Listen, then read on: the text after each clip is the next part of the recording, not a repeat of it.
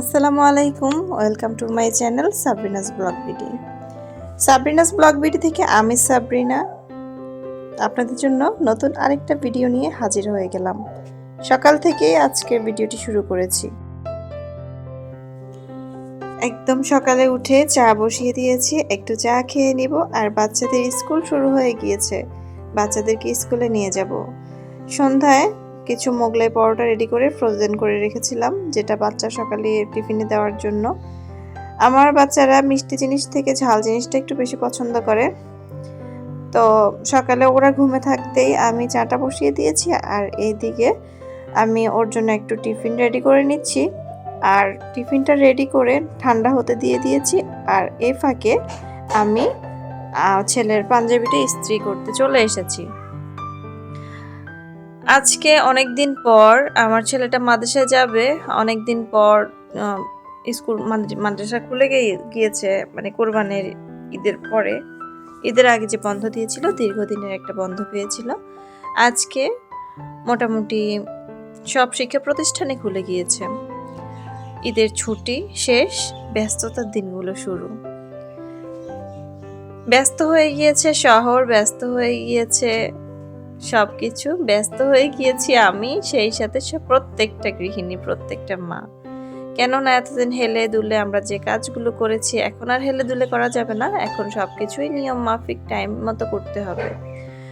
সকালে ঘুম থেকে উঠতেও দেরি করেছি, সকালে ঘুম থেকে উঠতে দেরি করা, রাতে ঘুমাতে যাওয়া থেকে শুরু করে সকালে দেরি করে ওঠা, এবং কি প্রত্যেকটা কাজে একটু হেলামি চলে এসেছিল। বলতাম যে বাচ্চার তো মাদ্রাসা নেই, ছুটির দিনগুলোতে একটু ছুটির মতো করেই কাটাই। এই ছুটির মতো করে কাটাতে গিয়ে দেখা গিয়েছে যে রুটিনের বাইরে চলে গিয়েছিলাম। আবারও সেই রুটিনের ফিরে আসতে বাধ্য আমরা। তো যাই হোক, বাচ্চার পাঞ্জাবি ইস্ত্রি করতে করতে আপনাদের সাথে একটু গল্প করে নিলাম। সেই সাথে একটা কথা বলি, এই পাঞ্জাবি ইস্ত্রি করতে গিয়ে আমার শৈশবের কথা মনে পড়ে গেল। যখন আমরা ছোট ছিলাম, মানে আমি ছোট ছিলাম, আমার মা এভাবে আমাকে গুছিয়ে সুন্দর করে স্কুলে পাঠাতো। আজকে কতগুলো বছর পার হয়ে গেল, এখন আমি আমার সন্তানের জন্য সেই কাজগুলোই করছি যেগুলো ছোটবেলায় আমার মা করেছে। আমার মা কেন, প্রত্যেকটা মাই এমন। প্রত্যেকটা মাই তার সন্তানদেরকে দায়িত্বের সাথে শিক্ষা প্রতিষ্ঠান কিংবা ছোট থেকে বড় করা অবধি যত কিছু প্রয়োজন হয় সব কিছুই করে থাকে। কিন্তু আমরা যখন বড় হয়ে যাই, যার যার সংসার হয়ে যায়, তখন এক একজন এক এক রকম হয়ে যায়। ছোটবেলার দিনগুলো সবার জন্য একই থাকে। ছোটবেলায় বাচ্চাদেরকে লালন পালন করতে গিয়ে আগের দিনে অনেক বাচ্চা যখন 8, 10, 12 এরকম পর্যন্ত মানুষের সন্তান থাকতো, তখন কিন্তু কোনো সন্তানকেই কোনো মা বাবা মানে দুই চোখে দেখতো না। কিন্তু এই সন্তানগুলোই যখন একটা সময় বড় হয়ে যায়, সংসার হয়ে যায়, তখন কিন্তু পার্থক্যটা চলে আসে। তখন মনে হয় যে কাউকে একটু বেশি আদর করছে, কাউকে একটু কম আদর করছে।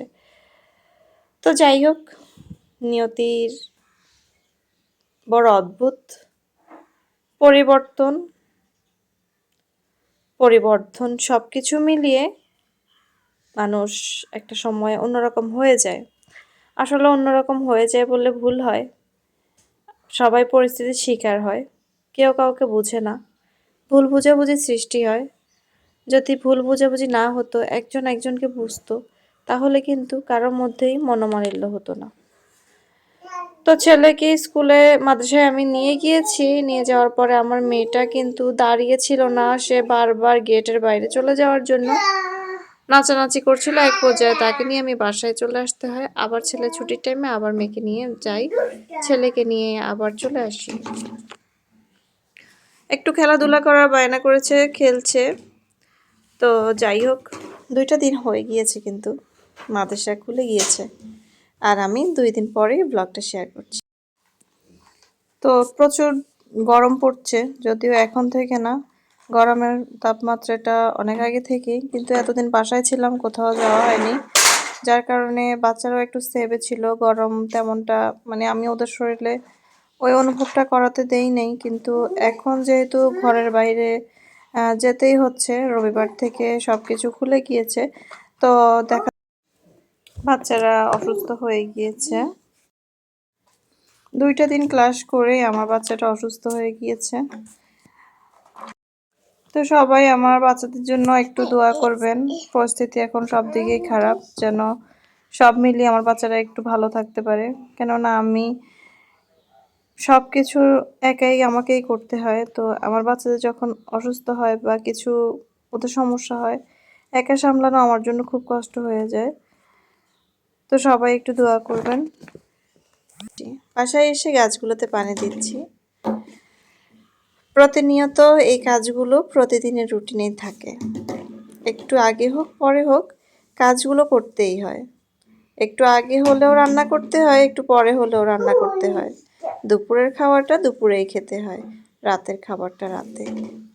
কিন্তু যখন বাচ্চাদের স্কুল মাদ্রাসা সব কিছু শিক্ষা প্রতিষ্ঠান চালু হয়ে যায়, আর যাদের বাসায় পুরুষ আছে তাদের তো আরও ধরা বাঁধা থাকে, রুটিনের মধ্যে সব কিছু করতে হয়। মাদ্রাসা থেকে আসার পরে হঠাৎ শুনেছি মেহমান আসবে, ননদ আসবে। তো তার জন্য একটু টুকটাক যা রান্না করলাম শর্টকাটে। তো বিকালে একটু নাস্তা বানিয়ে নিচ্ছি। নাস্তাটা ডিমের একদম খুব সহজ একটা নাস্তা, আমি ঝটপট রেডি করে নেওয়ার চেষ্টা করছি। পাটিসাপটার মতোই, কিন্তু একদিকে পাটিসাপটার মতো আবার পান্তুয়ার মতো, যে যেভাবে তৈরি করেন। তো খুব ইজিলি নাস্তাটা তৈরি করা যায় ডিম দিয়ে আর হচ্ছে যে চালের গুঁড়ি আটার ডো দিয়ে। আমি একটু ঝটপট করে নিচ্ছি। কোনো কিছু রেডি থাকলে আসলে কোনো কিছু তৈরি করতে বেশি সময় লাগে না, আর যখন রেডি করা থাকে না তখন হচ্ছে যে অনেকটা ঝামেলা হয়ে যায়। তো আজকের ব্লগটা শুরু করেছিলাম নিরিবিলি, ভেবেছিলাম একদম সুন্দর করে ভয়েস শেয়ার করতে পারবো। তা আমার ঘরে যেহেতু পিচ্চি পাচ্ছি আছে, ওদের টুকটাক আওয়াজ টুমটাম আওয়াজ এগুলো থাকবেই। তো এগুলোকে একটু ইগনোর করবেন এবং কি ক্ষমা সুন্দর দৃষ্টিতে দেখবেন।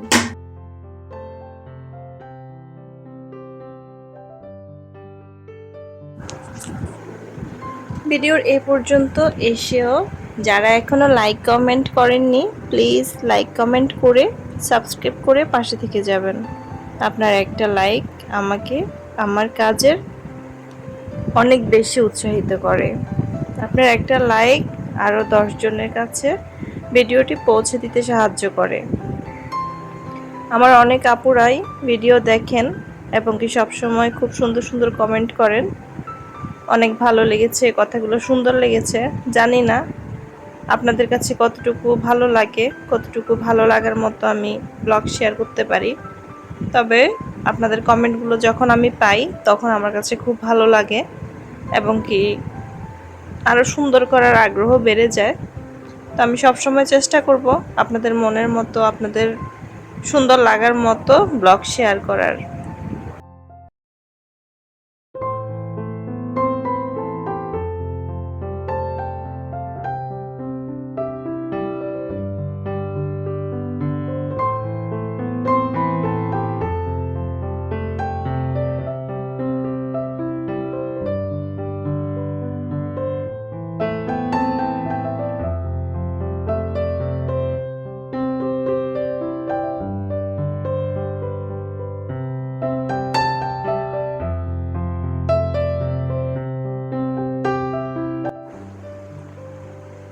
পিঠাগুলো তৈরি করে নিয়েছি এবং কি আমাদের খাওয়া দাওয়ার শেষে যে পিঠাগুলো থেকে গিয়েছিল একটু বেশি পরিমাণে বানিয়েছিলাম।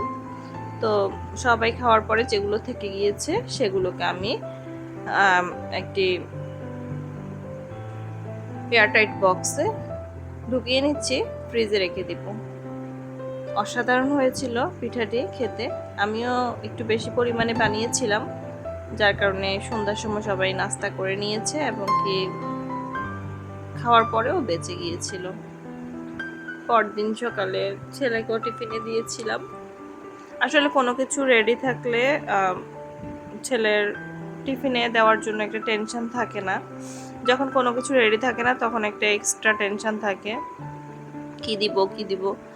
আসলে ও হচ্ছে যে সকালবেলা খেতে চায় না, খেয়ে যায় না মাদ্রাসায় যাওয়ার সময়, মানে একদম টোটালি কিছু খায় না। তো ওকে যদি আমি ওর মন মতো কিছু একটা না দিতে পারি, মানে পেট ভরার মতো, তাহলে তো হবে না।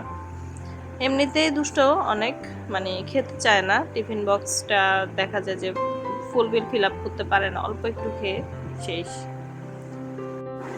এদিকে ঘুমানোর প্রস্তুতি, আগে বেডশিটটাকে চেঞ্জ করে আমি একদম রেডি করে এসেছি। আর এদিকে হচ্ছে যে ডিম ধুয়ে নিয়েছিলাম, সেগুলোকে ফ্রিজে রেখে দিব। আর বাদ বাকি রান্নাঘরের যে কাজগুলো ছিল, ধোয়াহালি, ওগুলো কমপ্লিট করে ফেললাম। কমপ্লিট করে যেখানে যেটা রাখার সেখানে সেটা রেখে দিয়েছি।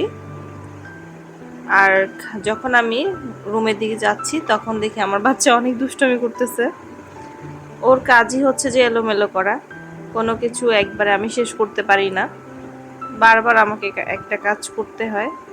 তো আমাকে দেখে হাসছিল, আমিও দূর থেকে একটু শ্যুট করছিলাম। যারা যারা এতক্ষণ ছিলেন সবাইকে অসংখ্য ধন্যবাদ জানিয়ে আজকের ব্লগটি এখানেই শেষ করছি।